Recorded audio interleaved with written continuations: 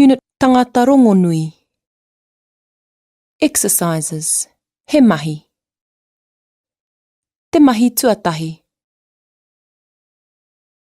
Whakarongo ki te kōrero e pā ana ki tōku hoa. Listen to the story about my friend. Then use the sentence patterns to construct your own introduction of your friend. During the second reading, you'll hear a pause for you to say a similar sentence about your friend. First reading.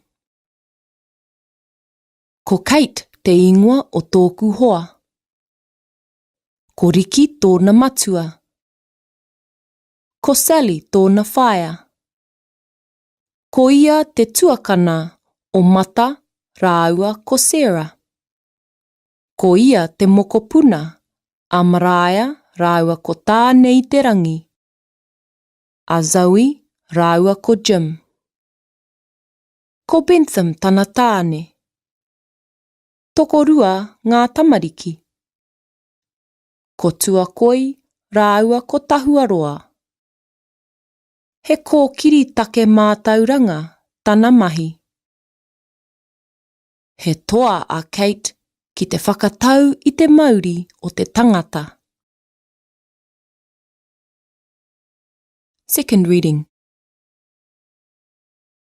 Ko Kate te ingoa o tōku hoa.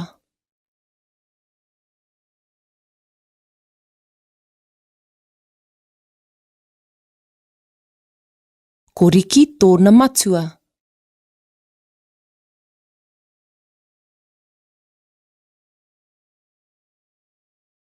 Ko Sally tōna whaia.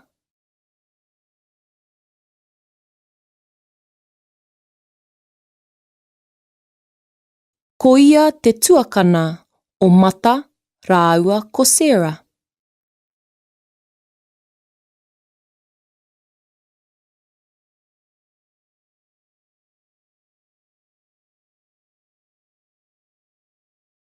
Ko ia te mokopuna a Mariah rāua ko tānei te rangi. A Zoe rāua ko Jim.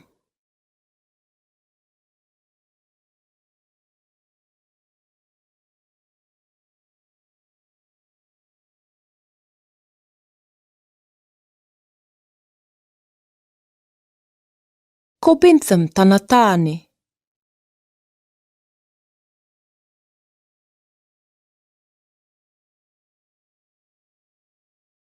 Tokorua ngā tamariki. Ko Tuakoi rāua ko Tahuaroa.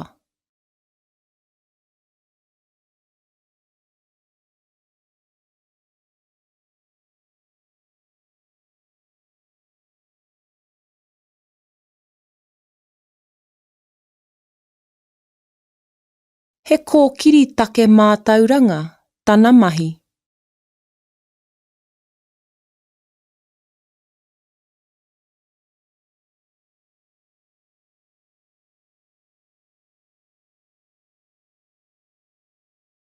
He toa a Kate ki te whakatau i te Māori o te tangata.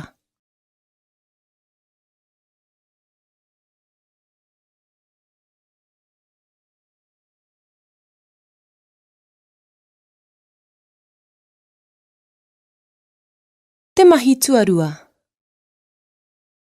Whakarongo ki ngā kōrero. Whakautua ngā pātai. Listen to the times and dates and answer the questions. A. Next month. A whea tō rā whānau. A te rā marama. Tahi. Tomorrow. A whea tō hui.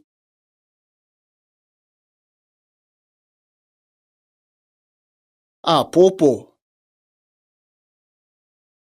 Rua. 1st of November. A whea tō rā whānau.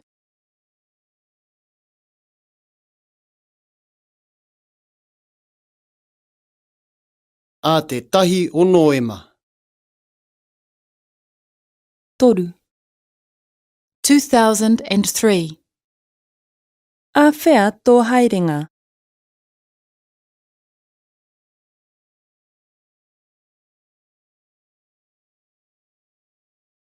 A te tau, 2003. Whā. Next Friday. Āhea te pō whakangāhau.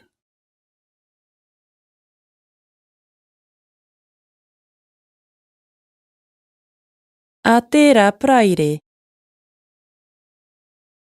Rima. 23rd of January.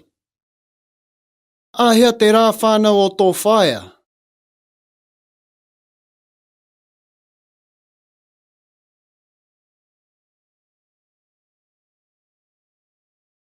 A te 23 o Hanuere. Ono.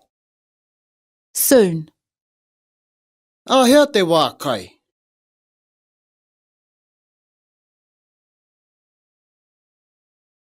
A koa nei.